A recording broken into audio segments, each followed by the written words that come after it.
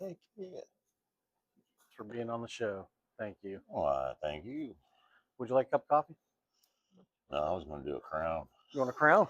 I'll get you a crown. I was going to do a crown on the rocks.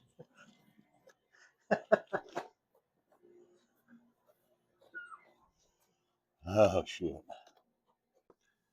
With 2005, was that when you started? Yes.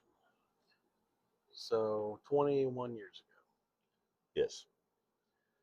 And before that, did you say it was your dad and your grandpa? Both grandpas. Both your grandpas. Tell me a little bit about them. When did they join?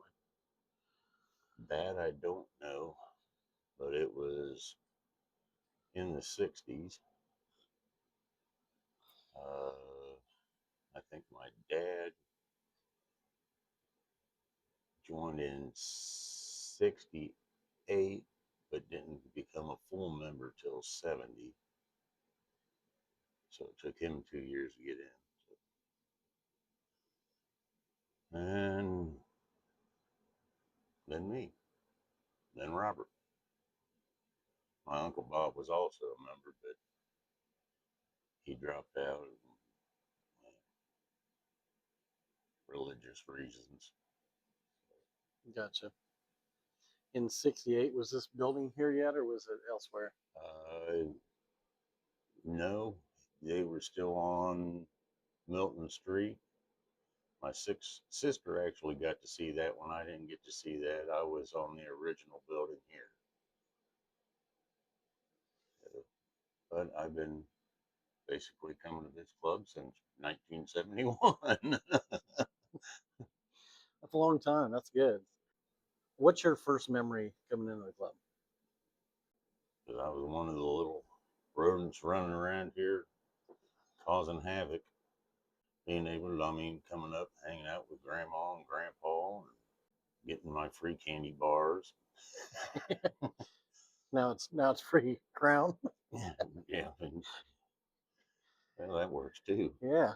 Big kid's toy. Get your get your day started. Yeah, good place. I'm, like I said, been coming here since 1971. Enjoyed it. Always wanted to come up here. When Dad was coming up, I'd come, and all the people would be nice to you. Well, they still had the pool tables. I can't really remember if there was darts or not. Nowhere near the size it is now. Gambling machines, which you would always find my grandma Baer at. She was Miss Dwarf's den. Met lots and lots of pretty neat people over the years. Learned a lot of history about the Dayton area from a lot of the people in here. People that went back as far as the flood and stuff like that. So it's pretty neat. I don't know. So tell me about that seat you're sitting in. That was your dad's seat, wasn't it? This one. Wasn't that his seat of preference, Yes. or am I Oh, misinformed? it was. Yeah. If you wanted to find my father from, well, after he retired, I should say, from about 11 o'clock to 11 o'clock at night, you could find him right here sitting in this seat. I'm surprised it didn't grow to him and adhere to him, because it got to the point where he would walk through the door. If he got here late, people would actually get up and get out of the seat and move. And he'd be like, "Oh, you ain't got to move. I can sit somewhere else." They'd still get up and move. But yeah, he sat here for many, many years. I sat where you were sitting most of the time. And like I said, spent many, many, many years in here. What kind of guy was your dad? Uh, well, it all depends on over the stages. Uh, Later towards life, everybody knew him as that grumpy guy that sits on the corner. But even at that, he was one of the nicest guys you'd ever meet. Give you the shirt off his back.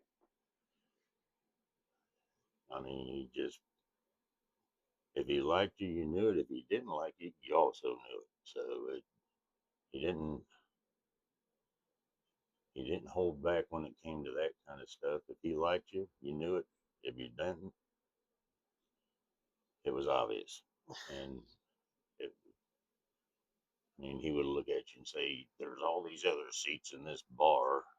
Why'd you have to sit down next to me? You know I don't like you." But I mean, You got to respect that, though. it's like, yeah, it's. But I there towards the end, I did all this banking, and he would spend probably about $3,000 to $3,500 a month in here. So he was pretty good customer for the Milton Club to have. That was for sure. He would buy rounds, and if like me and my friends would come in, weren't allowed to buy drinks. I mean, it was my buddy came in one time and he's like, "Hey, you remember me? I played football with John."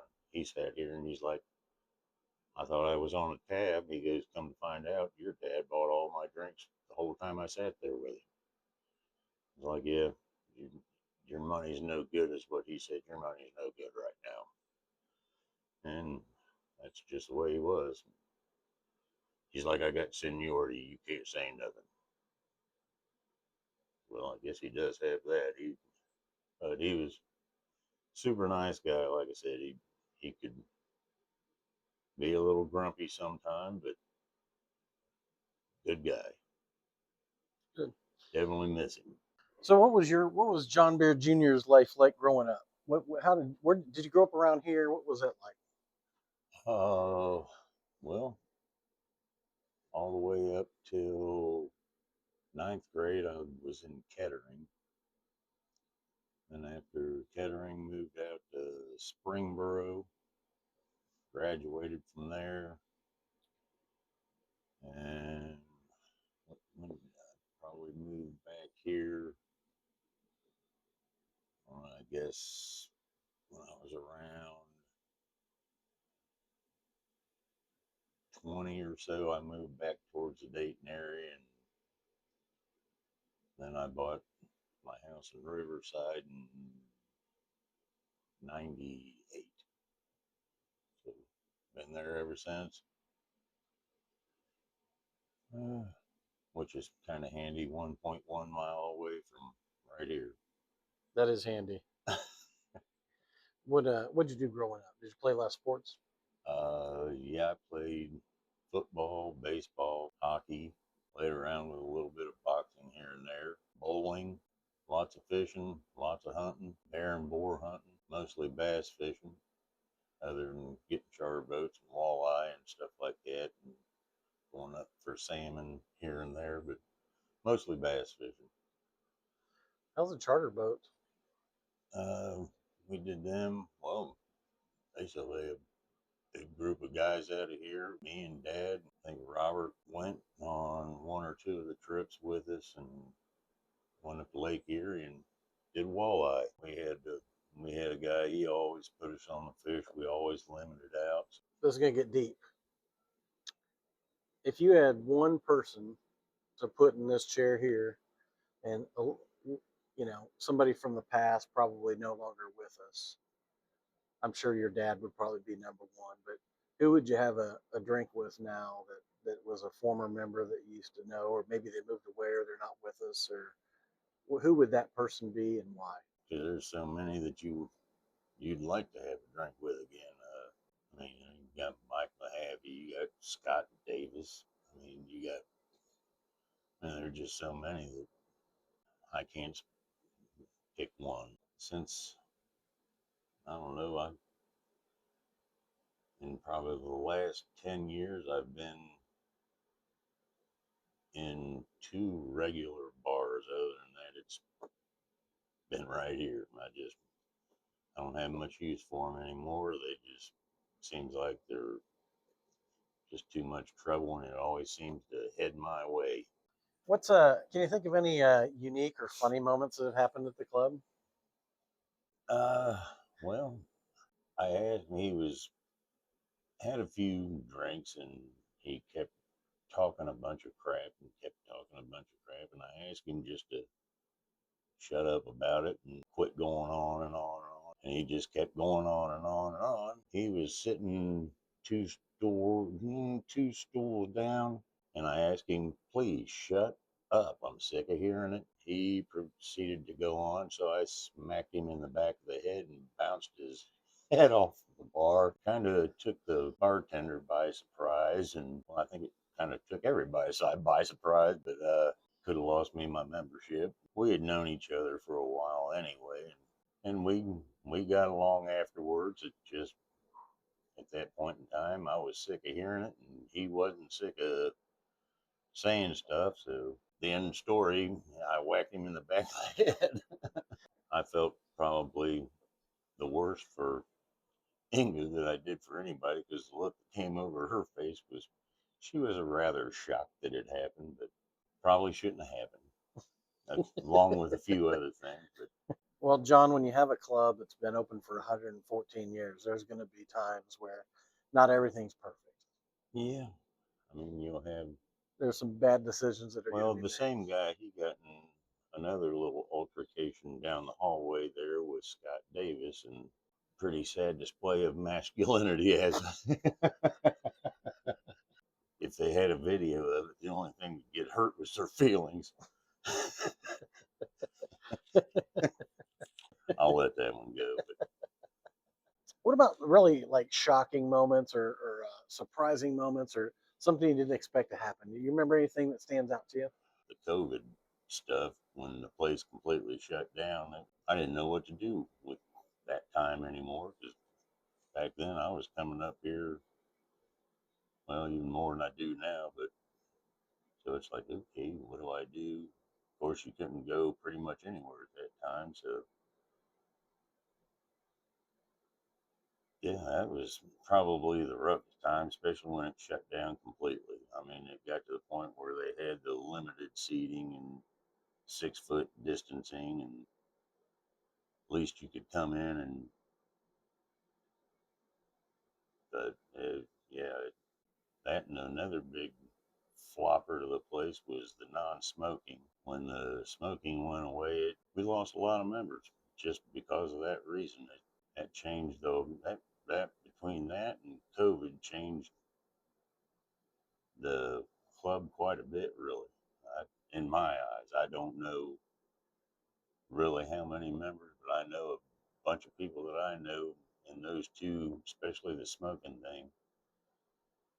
There were quite a few people that I knew pretty well that just up and they left. And like I said, COVID, it did a lot of the same thing. Well, my dad pretty much quit coming in after that, so he really started going downhill after that too. It's like that was the end of when Dad came in. So, what kind of bad things were you into growing up? Did you get busted? Uh, doing stuff you weren't supposed to do, driving driving too fast. I've always been into my speed, so I mean, fast cars, fast motorcycles, fast boats. Yeah, I had my fair share of in troubleness with vehicles. I was good enough not to get caught most of the time.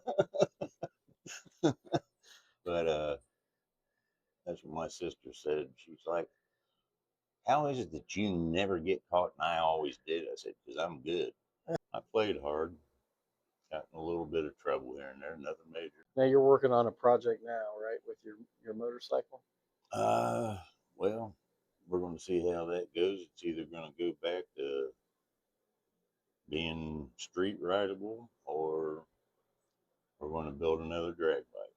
So, and this time I'm going to put my fat butt on and I'm going to ride it. So it'll go slow. Start tinkering with another car. I had that, but I got it from this guy sitting right across from me, and it was gonna be one of them extremely fast, dangerous toys, but that never came about.